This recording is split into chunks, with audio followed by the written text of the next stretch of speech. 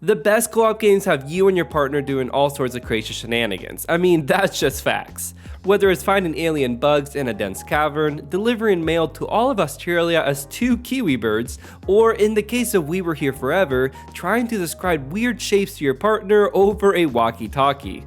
It's an angry alien with two antennas, I guess? Yeah, that makes sense.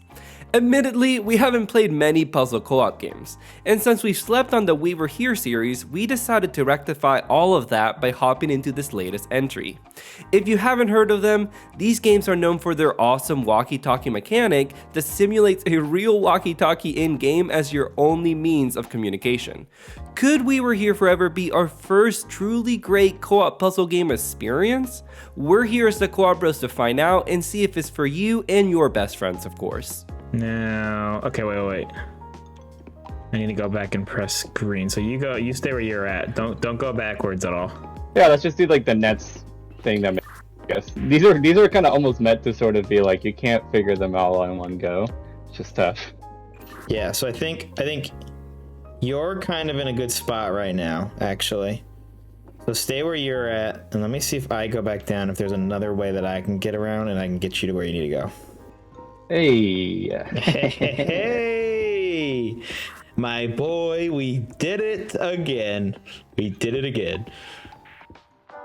Being our first PC game we've ever reviewed, We Were Here Forever kept us at ease and was very simple to set up and play. To start a campaign, you simply invite your friend via Steam and they'll show up in your lobby. While you're in the lobby, you can talk to each other normally, but once the game starts, be aware you'll be communicating through the walkie-talkie system.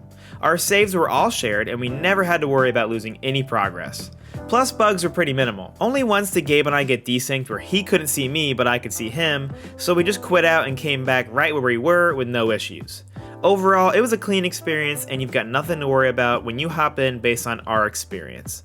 You start We Were Here Forever as prisoners in some dungeon connected to a spooky castle called Castle Rock.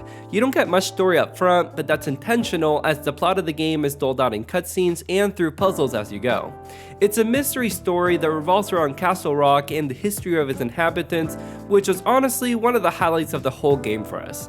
The game is broken down into 6 chapters and can take you anywhere from 10 to 15 hours to finish, depending on how good you are at puzzles. It's a mostly linear experience up until the midpoint where you get to choose which order to complete the last 3 chapters. Most of the time, you'll be separated into different rooms where you have to relay information to your partner in order to solve the puzzle together. Not only that, but most puzzles have 2 to 3 phases which increase in complexity. Sometimes that was fun, oftentimes it wasn't, but more on that later. The goal is almost always to end up getting back together, and of course you do a fun little emote to celebrate. And voila! Hello, buddy. Speaking of celebrating, let's dive into the positives first. Right off the bat, we gotta give props to the walkie-talkie system. I think we both were worried that we wouldn't jive with it and considered keeping our Discord channel going while we played, but seriously, just go all in.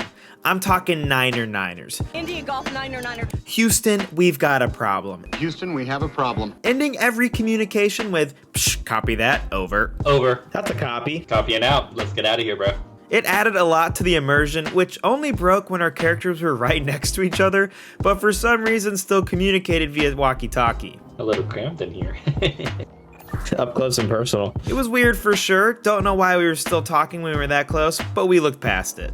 Keeping with the immersion, this game overall is at its best when it leans into its chilling atmosphere, art direction, and story.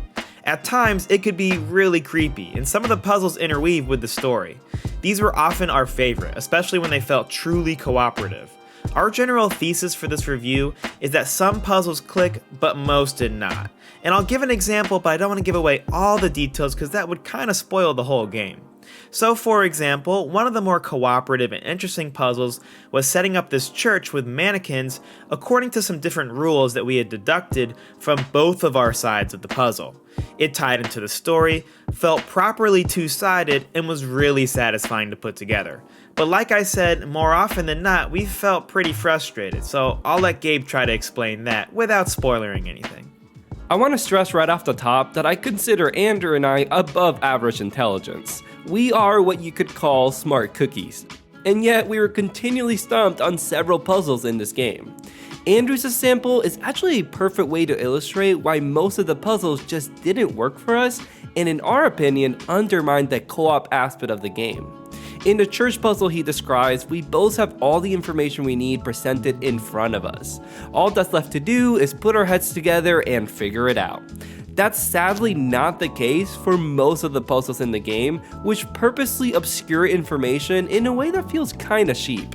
One early game puzzle had us running around until we looked it up and realized we had walked past a crucial piece of information that looked like simple set dressing in the game and was honestly kinda blurry. Another puzzle made it seem like all the information you needed was in one place, only to realize you had to scourge a whole area in order to find various clues. Yeah, that was very annoying. The information in this game is already split between two people using walkie-talkies. Come on guys, it's complicated enough. We felt that some puzzles went out of their way to be more obtuse rather than just relying on the communication aspect of the game that's already there. But even if we completed the first phase of a puzzle, it often got old by the second and third phase, especially since they get way more complex. This may be more of a nitpick, but we would have liked shorter puzzles in favor of more variety in the game. So if most puzzles were overcomplicated, but the story and atmosphere were good, did we have fun overall? Unfortunately, no, we can't say we did. I want to remember this puzzle because I really want to look up to see how exactly we could have done that. Because I feel like, again, like there's so many times where I feel like in this game we're like right there, but then it's just like, I don't know, it's either like really obtuse and we're just kind of missing something, or I don't know. We really tried our best to solve each puzzle without a guide, but ended up having to look several solutions up online. And even after seeing the solution on the guide, we didn't have those, oh, I get what we did wrong moments. But instead, we'd often think, well, that was never going to happen, which just added to the frustration. All of this could have been alleviated with a really good hint system, but a lot of the hints were a good bit less than helpful. Hints like, hey, did you communicate about what you're seeing? Felt like the kind of slogans you'd see at a team building conference and had nothing to do with the actual context of the puzzle. Even the contextual hints, which we wouldn't want to spoil in a review, felt incredibly obvious and didn't really push us towards the solution. So the story, despite being a real highlight, was not enough to pull us through what ended up being a mostly frustrating experience. Ultimately, this is where we come down on We Were Here Forever. It's an okay game. But perhaps more importantly, we think it just wasn't our kind of game. If you've watched our Operation Tango review, you'll know that we disliked that puzzle co-op title too, but could see how others could enjoy far more than we did. The same can be said of We Were Here Forever. For the right pair, this could work. You just have to know what you're getting yourself into. You have to love puzzle games, and know that this title in particular is a lot longer than most. The hints aren't particularly helpful, and the puzzles themselves can be a bit obtuse in design. But maybe you can stomach all that. If you're on the fence though, we'd recommend waiting for a sale on this one, or until we find a puzzle co-op game we can give our stamp of approval.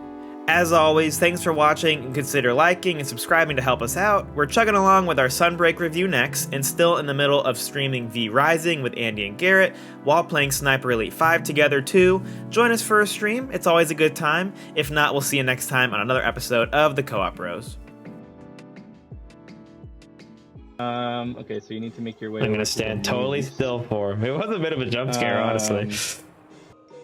There okay, it is, so face our towards savior up there. Face towards Gabe. And go forward 1, 2, 3, 4, 5 steps. I hope he knows what he's doing. I don't want to get jump scared again. Okay, stop there. Go forward 1 step.